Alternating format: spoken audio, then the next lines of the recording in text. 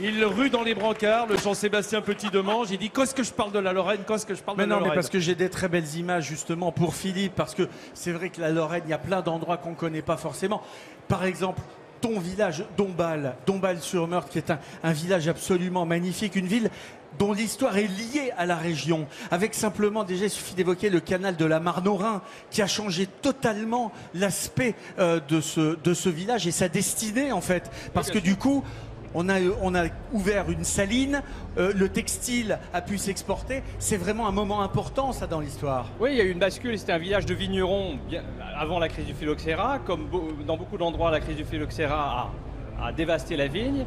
Et au même moment, l'industrie s'implantait, puisque, comme tu l'as rappelé, il y a du sel dans le sous-sol, il y a du calcaire pas loin, l'usine Solvay, grande usine chimique, s'est installée. L'industrie textile qui a été florissante au 19e, au 20e en Lorraine, on le sait. Ce n'est plus le cas maintenant, malheureusement. Mais donc, du coup, ce village vigneron est devenu une petite ville industrielle.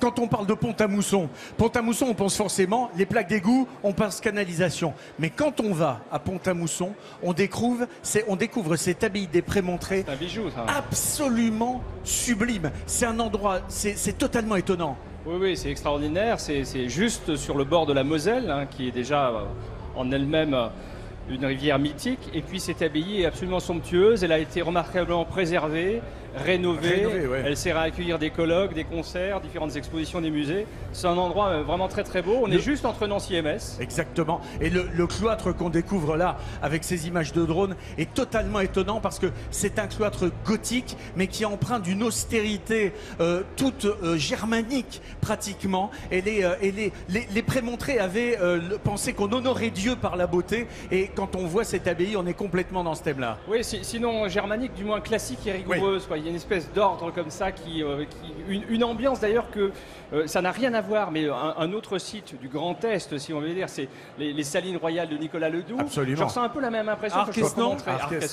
Alors c'est pas du tout la même architecture, mais dans l'émotion que je ressens, c'est un peu la même chose. Exactement. Et puis il y a un autre endroit, je crois que tu aimes bien, c'est du côté de Thionville aussi, c'est le domaine de Volcrange, alors qu'il est en deux parties. Il y a ce bâtiment très, très joli, très noble, qui abrite un hôtel-restaurant réputé. Mais moi, ce que je préfère dans cet endroit, je ne sais pas toi, c'est le vieux château du 13e. Oui, alors la Lorraine n'est pas connue pour être une terre de châteaux, et pourtant elle en recèle un certain nombre qui sont un peu à son image, qui sont plus modestes, qui sont plus cachés. Il faut espérer ou oser sortir des sentiers battus pour aller les découvrir. Il y en a certains, celui que tu présentes magnifique, qui est plus proche de Nancy, que les gens connaissent peut-être mieux, le château d'Arouet, qui est une merveille. Le château de Lunéville, bien entendu, celui-là, je trouve qu'il y a une austérité, il y a une noblesse, très beau parce que, et il y a une force qu'on retrouve assez peu. Oui, il y a une âpreté, puis il y a une rigueur comme ça dans la construction. Et puis comme on est dans le Grand Est, là, moi, je vais me faire plaisir à moi, et ça va te surprendre, Vincent, on va pas aller dans les Vosges. On va aller du côté de Reims parce qu'il y a là-bas des endroits qui sont inscrits au patrimoine mondial de l'humanité de l'UNESCO. Il y a évidemment la cathédrale, mais il y a aussi le palais du Thau qui est juste à côté de la cathédrale. Ce palais archiépiscopal, ancien palais des archevêques. On était installés devant quand on était à Reims. Quelle chance d'ailleurs. Et là, on est en plein cœur de l'histoire de France. Il faut savoir que tout ça a été détruit pendant la Première Guerre mondiale, au tout début. Ils ont depuis un siècle relevé tous ces monuments, restaurés, réhabilités. Et c'est dans ce palais du Thau qu'on trouve la Sainte Ampoule, ou du moins ce qu'il en reste, qui était l'ampoule où il y avait l'huile d'onction royale. Elle est encore conservée dans le palais du Thau. Ah, quelle splendeur! Excusez-moi les Lorrains, hein, je vais quand même, je parle à Philippe et Jean-Sébastien.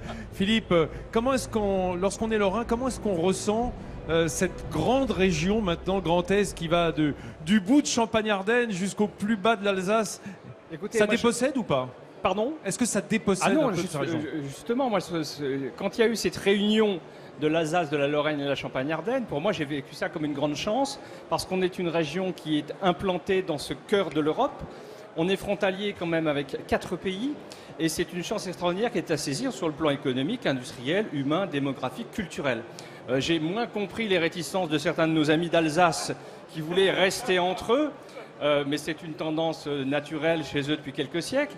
Alors, moi, j'aime beaucoup l'Alsace, mais c'est vrai que je me réjouis de l'avoir agrégée à la Lorraine et de voir construire cette grande région au milieu de pays étrangers mais européens, l'Allemagne, la Suisse, la Belgique, le Luxembourg. On est au cœur de quelque chose. Maintenant, c'est à nous de construire ça. C'est à nous de passer dans le 21e siècle, du siècle européen, de faire oublier peut-être une Lorraine qui s'attache à un passé sidérurgique, à un passé un peu gris, à un passé douloureux économique, pour montrer combien elle est dynamique, combien elle est diverse et combien elle est accueillante, parce qu'elle a toujours été une terre d'immigration, et la Lorraine est ce qu'elle est grâce aux immigrés. Jean,